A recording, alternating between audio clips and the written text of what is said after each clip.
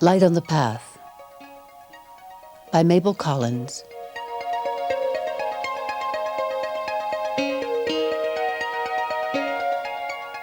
Series 1. These rules are written for all disciples. Attend you to them. Before the eyes can see, they must be incapable of tears. Before the ear can hear, it must have lost its sensitiveness. Before the voice can speak in the presence of the masters, it must have lost the power to wound. Before the soul can stand in the presence of the masters, its feet must be washed in the blood of the heart.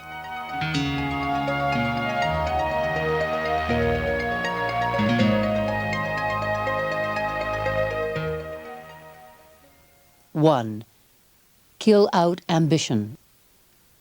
2, kill out desire of life. 3, kill out desire of comfort. Ambition is the first curse, the great tempter of the man who is rising above his fellows. It is the simplest form of looking for reward.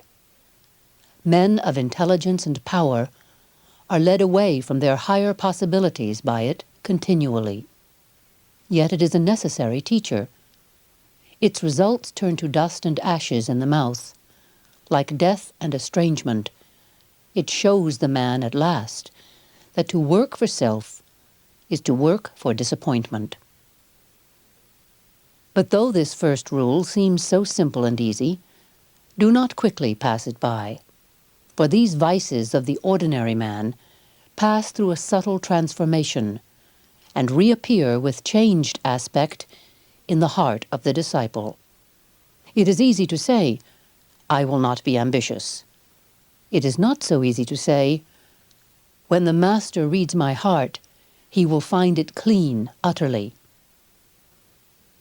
The pure artist who works for the love of his work is sometimes more firmly planted on the right road than the occultist who fancies he has removed his interest from self, but who has in reality only enlarged the limits of experience and desire and transferred his interest to things which concern his larger span of life. The same principle applies to the other two seemingly simple rules. Linger over them, and do not let yourself be easily deceived by your own heart. For now, at the threshold, a mistake can be corrected, but carry it on with you, and it will grow and come to fruition, or else you must suffer bitterly in its destruction. 4. Work as those work who are ambitious. Respect life as those do who desire it. Be happy as those are who live for happiness. Seek in the heart the source of evil and expunge it.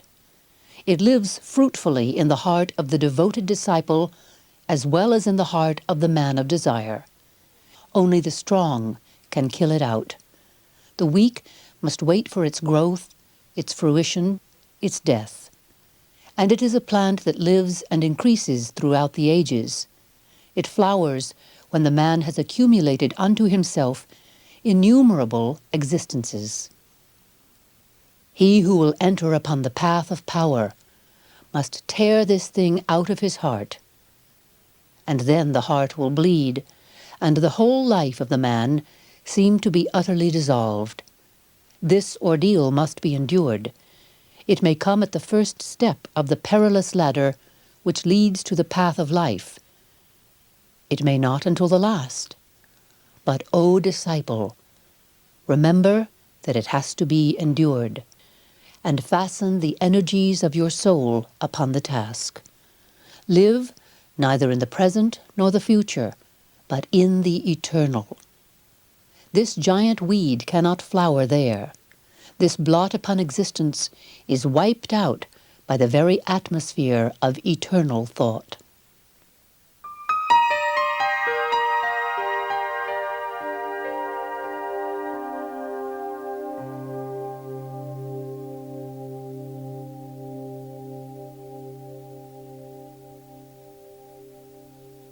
5. Kill out all sense of separateness. Do not fancy you can stand aside from the bad man or the foolish man. They are yourself, though in a less degree than your friend or your master. But if you allow the idea of separateness from any evil thing or person to grow up within you, by so doing, you create karma, which will bind you to that thing or person till your soul recognizes that it cannot be isolated. Remember that the sin and shame of the world are your sin and shame, for you are a part of it. Your karma is inextricably interwoven with the great karma. And before you can attain knowledge, you must have passed through all places, foul and clean alike. Therefore, remember that the soiled garment you shrink from touching may have been yours yesterday, may be yours tomorrow, and if you turn with horror from it, when it is flung upon your shoulders, it will cling the more closely to you. The self-righteous man makes for himself a bed of mire. Abstain because it is right to abstain, not that yourself shall be kept clean. 6. Kill out desire for sensation. 7. Kill out the hunger for growth. 8. Yet stand alone and isolated, because nothing that is embodied, nothing that is conscious of separation, nothing that is out of the eternal can aid you. Learn from sensation and observe it, because only so can you commence the science of self-knowledge and plant your foot on the first step of the ladder. Grow as the flower grows, unconsciously, but eagerly anxious to open its soul to the air. So must you press forward to open your soul to the eternal. But it must be the eternal that draws forth your strength and beauty, not desire of growth. For in the one case you develop in the luxuriance of purity, in the other you harden by the forcible passion for personal stature.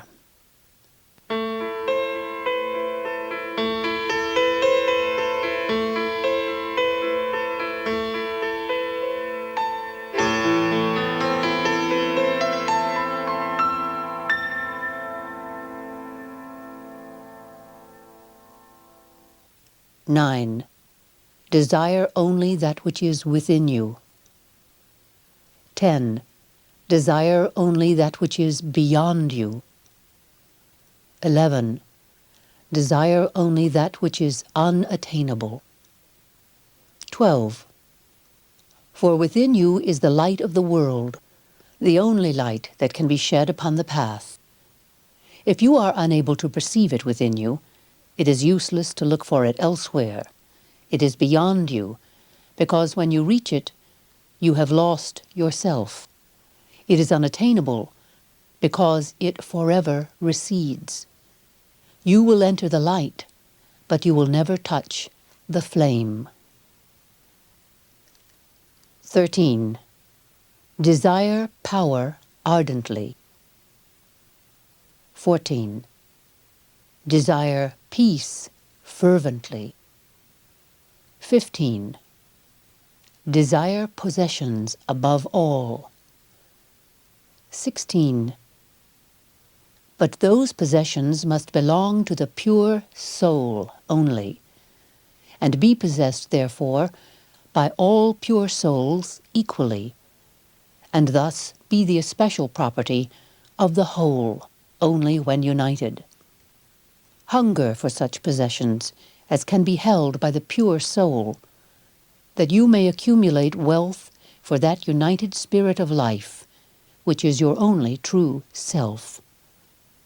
The peace you shall desire is that sacred peace which nothing can disturb, and in which the soul grows as does the holy flower upon the still lagoons. And that power which the disciple shall covet is that which shall make him appear as nothing in the eyes of men.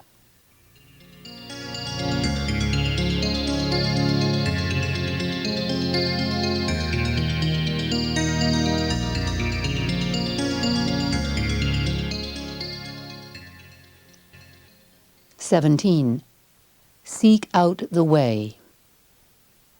These 4 words seem, perhaps, too slight to stand alone.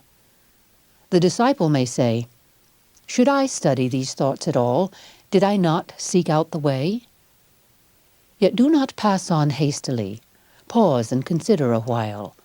Is it the way you desire? Or is it that there is a dim perspective in your visions of great heights to be scaled by yourself, of a great future for you to compass? Be warned, the way is to be sought for its own sake, not with regard to your feet that shall tread it. There is a correspondence between this rule and the 17th of the 2nd series. When, after ages of struggle and many victories, the final battle is won, the final secret demanded, then you are prepared for a further path. When the final secret of this great lesson is told, in it is opened the mystery of the new way, a path which leads out of all human experience, and which is utterly beyond human perception or imagination. At each of these points, it is needful to pause long and consider well. At each of these points, it is necessary to be sure that the way is chosen for its own sake. The way and the truth come first. Then follows the life.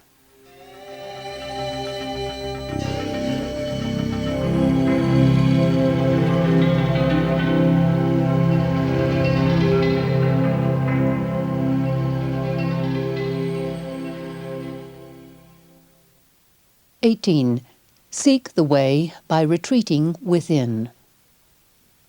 19. Seek the way by advancing boldly without. 20. Seek it not by any one road. To each temperament there is one road which seems the most desirable. But the way is not found by devotion alone, by religious contemplation alone, by ardent progress, by self-sacrificing labor, by studious observation of life.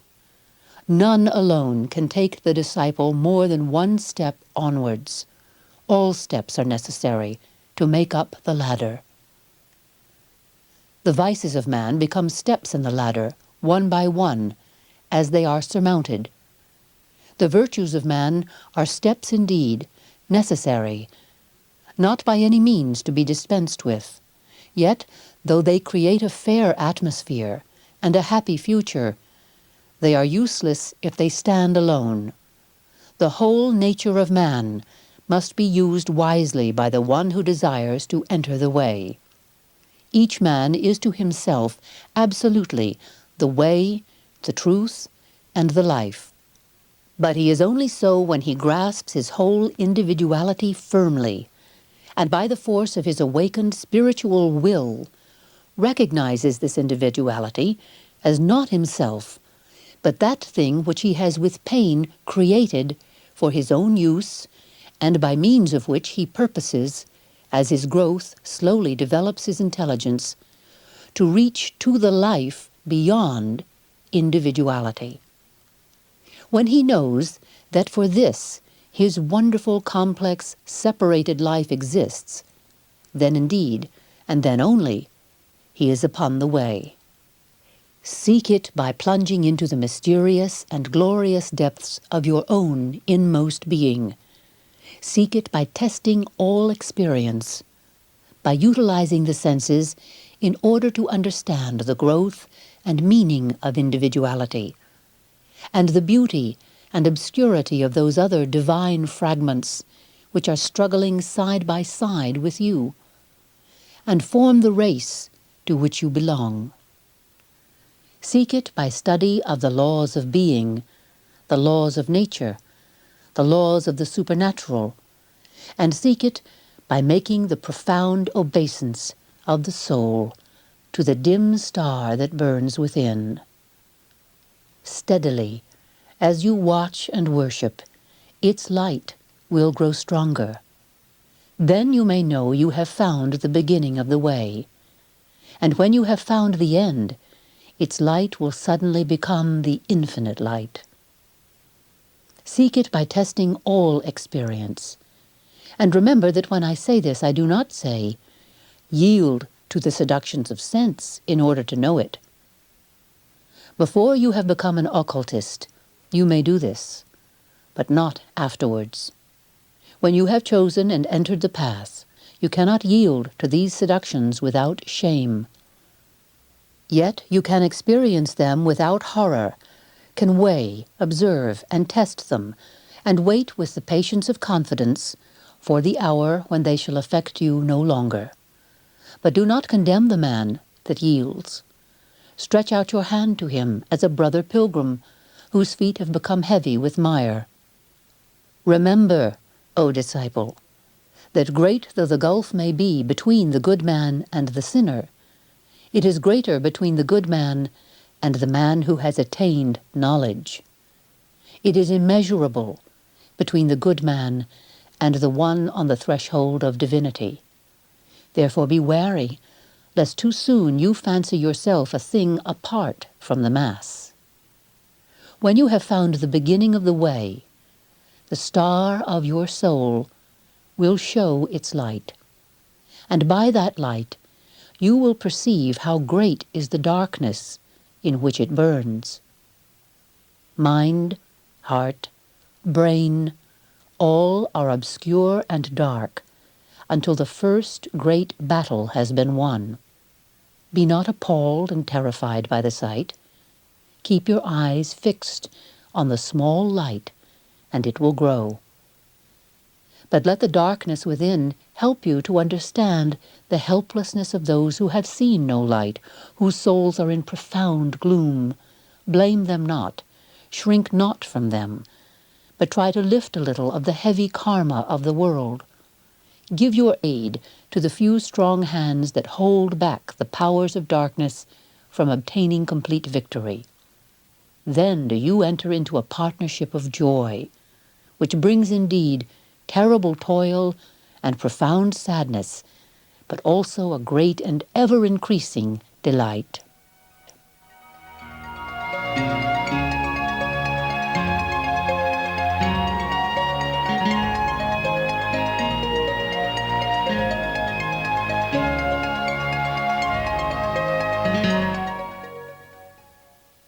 (21) Look for the flower to bloom in the silence that follows the storm, not till then. It shall grow, it will shoot up, it will make branches and leaves and form buds, while the storm continues, while the battle lasts, but not till the whole personality of the man is dissolved and melted, not until it is held by the divine fragment which has created it, as a mere subject for grave experiment and experience. Not until the whole nature has yielded and become subject unto its higher self can the bloom open. Then will come a calm such as comes in a tropical country after the heavy rain, when nature works so swiftly that one may see her action. Such a calm will come to the harassed spirit, and in the deep silence the mysterious event will occur, which will prove that the way has been found. Call it by what name you will, it is a voice that speaks where there is none to speak. It is a messenger that comes, a messenger without form or substance, or it is the flower of the soul that has opened. It cannot be described by any metaphor, but it can be felt after, looked for, and desired, even amid the raging of the storm. The silence may last a moment of time, or it may last 1,000 years, but it will end, yet you will carry its strength with you. Again and again, the battle must be fought and won. It is only for an interval that nature can be still. The opening of the bloom is the glorious moment when perception awakes. With it comes confidence, knowledge, certainty. The pause of the soul is the moment of wonder, and the next moment of satisfaction. That is the silence. Know, O disciple, that those who have passed through the silence and felt its peace and retained its strength, they long that you shall pass through it also. Therefore, in the hall of learning, when he is capable of entering there, the disciple will always find his master. Those that ask shall have. But though the ordinary man asks perpetually, his voice is not heard, for he asks with his mind only, and the voice of the mind is only heard on that plane on which the mind acts. Therefore, not until the first 21 rules are passed do I say that those that ask shall have. To read, in the occult sense, is to read with the eyes of the spirit. To ask is to feel the hunger within, the yearning of spiritual aspiration. To be able to read means having obtained the power, in a small degree, of satisfying that hunger. When the disciple is ready to learn, then he is accepted, acknowledged, recognized. It must be so, for he has lit his lamp, and it cannot be hidden. But to learn is impossible until the first great battle has been won. The mind may recognize truth, but the spirit cannot receive it. Once having passed through the storm and attained the peace, it is then always possible to learn, even though the disciple waver, hesitate, and turn aside. The voice of the silence remains within him, and though he leaves the path utterly, yet one day it will resound, and rend him asunder, and separate his passions from his divine possibilities. Then, with pain and desperate cries from the deserted lower self, he will return. Therefore I say, peace be with you.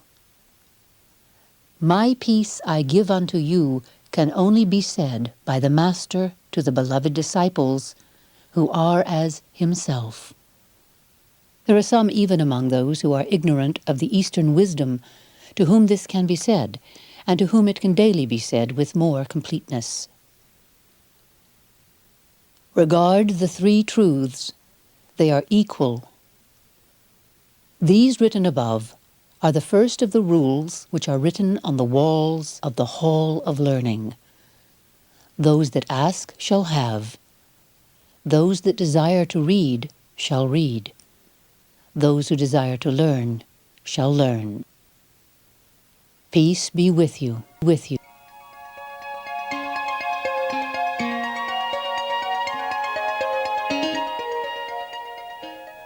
Note: the three truths originally given in the 8th chapter of The Idol of the White Lotus may be expressed as follows.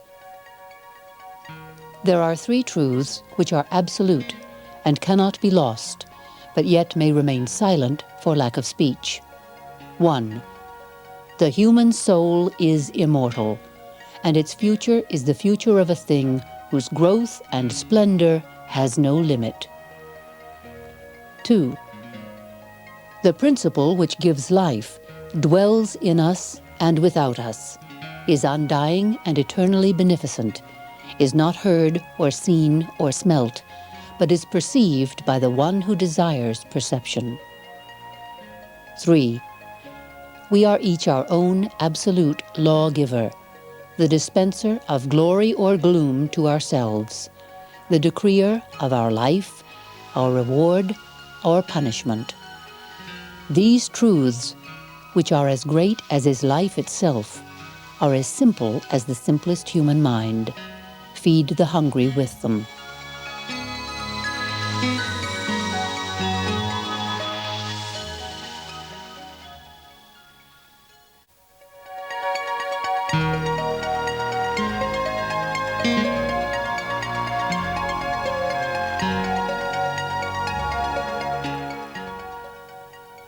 Light on the Path, Series 2.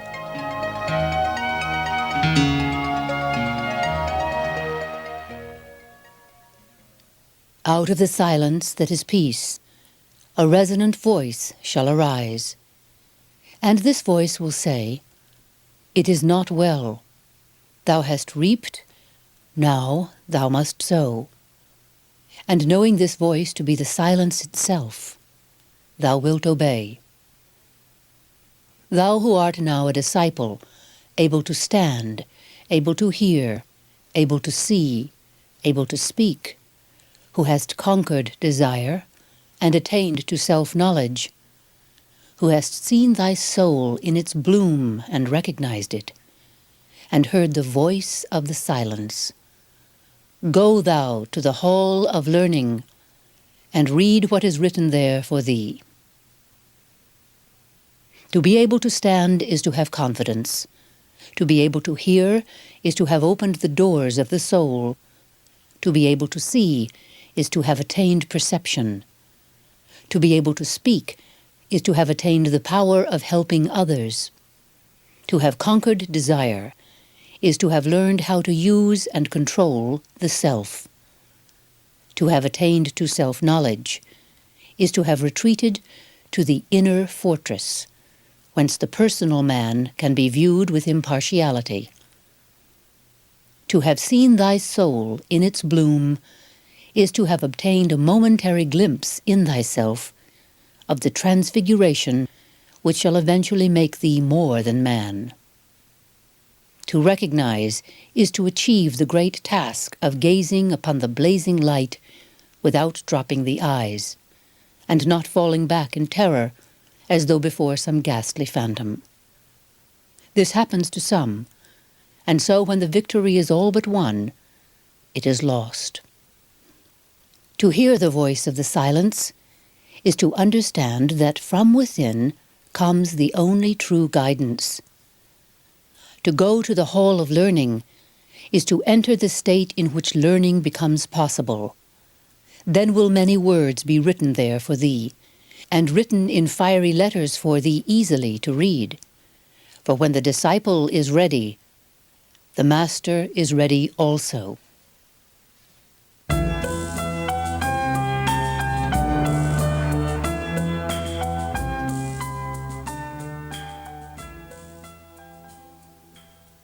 One, stand aside in the coming battle, and though thou fightest, be not thou the warrior. 2. Look for the warrior, and let him fight in thee. 3. Take his orders for battle and obey them. 4. Obey him not as though he were a general, but as though he were thyself, and his spoken words were the utterance of thy secret desires. For he is thyself, yet infinitely wiser and stronger than thyself. Look for him, else in the fever and hurry of the fight thou mayest pass him, and he will not know thee unless thou knowest him. If thy cry reach his listening ear, then will he fight in thee and fill the dull void within. And if this is so, then canst thou go through the fight cool and unwearied, standing aside and letting him battle for thee. Then it will be impossible for thee to strike one blow amiss. But if thou look not for him, if thou pass him by, then there is no safeguard for thee. Thy brain will reel, thy heart grow uncertain, and in the dust of the battlefield thy sight and senses will fail, and thou wilt not know thy friends from thy enemies. He is thyself, yet thou art but finite and liable to error. He is eternal and is sure. He is eternal truth. When once he has entered thee and become thy warrior, he will never utterly desert thee, and at the day of the great peace, he will become one with thee.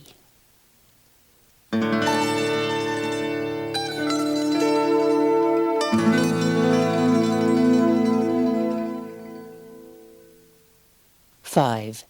Listen to the song of life. Look for it and listen to it first in your own heart. At first you may say, "It is not there. When I search, I find only discord." Look deeper. If again you are disappointed, pause and look deeper again. There is a natural melody, an obscure fount in every human heart.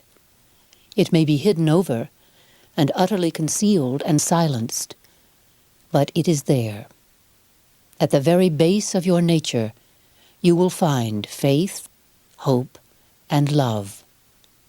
He that chooses evil refuses to look within himself, shuts his ears to the melody of his heart, as he blinds his eyes to the light of his soul.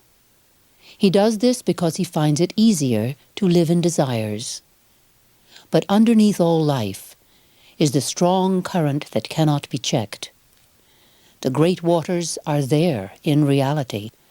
Find them, and you will perceive that none, not the most wretched of creatures, but is a part of it, however he blind himself to the fact and build up for himself a phantasmal outer form of horror.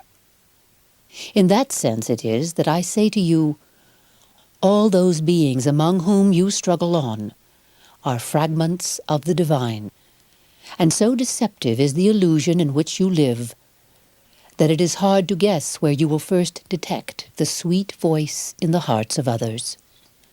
But know that it is certainly within yourself. Look for it there, and once having heard it, you will more readily recognize it around you. 6. Store in your memory the melody you hear. 7. Learn from it the lesson of harmony. 8. You can stand upright now, firm as a rock amid the turmoil, obeying the warrior who is thyself and thy king. Unconcerned in the battle save to do his bidding, having no longer any care as to the result of the battle, for one thing only is important, that the warrior shall win, and you know he is incapable of defeat. Standing thus, cool and awakened, use the hearing you have acquired by pain and by the destruction of pain. Only fragments of the great song come to your ears while yet you are but man. But if you listen to it, remember it faithfully, so that none which has reached you is lost, and endeavor to learn from it the meaning of the mystery which surrounds you. In time, you will need no teacher, for as the individual has voice, so has that in which the individual exists. Life itself has speech and is never silent, and its utterance is not, as you that are deaf may suppose, a cry. It is a song. Learn from it that you are part of the harmony. Learn from it to obey the laws of the harmony.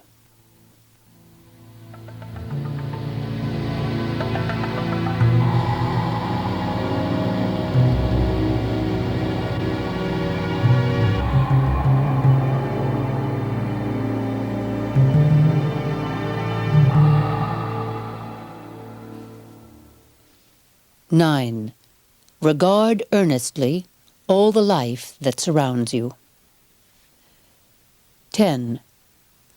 Learn to look intelligently into the hearts of men, from an absolutely impersonal point of view, otherwise your sight is colored. Therefore, impersonality must first be understood. Intelligence is impartial. No man is your enemy. No man is your friend. All alike are your teachers. Your enemy becomes a mystery that must be solved, even though it takes ages, for man must be understood. Your friend becomes a part of yourself, an extension of yourself, a riddle hard to read. Only one thing is more difficult to know: your own heart. Not until the bonds of personality be loosed can that profound mystery of self begin to be seen. Not till you stand aside from it will it in any way reveal itself to your understanding.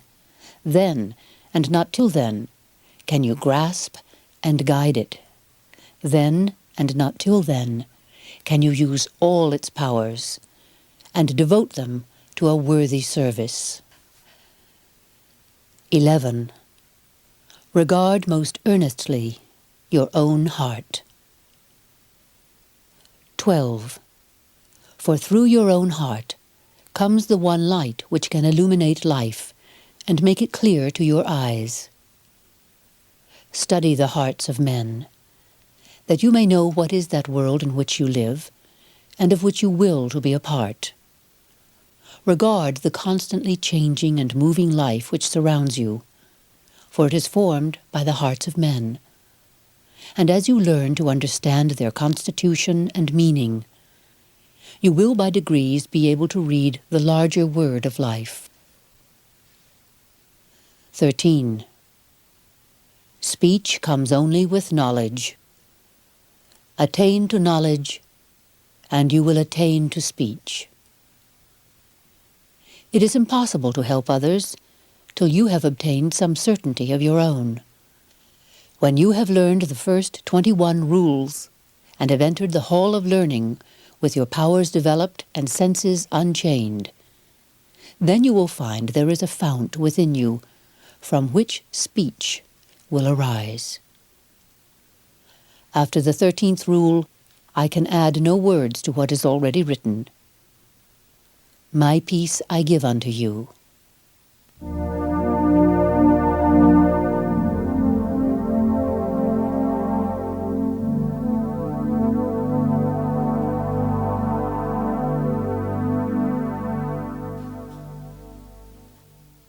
These notes are written only for those to whom I give my peace, those who can read what I have written with the inner as well as the outer sense. 14. Having obtained the use of the inner senses, having conquered the desires of the outer senses, having conquered the desires of the individual soul, and having obtained knowledge, prepare now, O disciple, to enter upon the way in reality. The path is found. Make yourself ready to tread it. 15. Inquire of the earth, the air, and the water, of the secrets they hold for you. The development of your inner senses will enable you to do this. 16. Inquire of the holy ones of the earth, of the secrets they hold for you. The conquering of the desires of the outer senses will give you the right to this. 17. Inquire of the inmost, the one, of its final secret, which it holds for you through the ages. The great and difficult victory, the conquering of the desires of the individual soul, is a work of ages. Therefore expect not to obtain its reward until ages of experience have been accumulated. When the time of learning this 17th rule is reached, man is on the threshold of becoming more than man. 18. The knowledge which is now yours is only yours because your soul has become one with all pure souls and with the inmost. It is a trust vested in you by the Most High. Betray it, misuse your knowledge, or neglect it, and it is possible even now for you to fall from the high estate you have attained. Great ones fall back, even from the threshold, unable to sustain the weight of their responsibility, unable to pass on. Therefore look forward, always with awe and trembling to this moment, and be prepared for the battle. It is written that for him who is on the threshold of divinity, no law can be framed. no guide can exist. Yet to enlighten the disciple, the final struggle may be thus expressed. 19. Hold fast to that which has neither substance nor existence. 20. Listen only to the voice which is soundless. 21. Look only on that which is invisible alike to the inner and the outer sense. Peace be with you.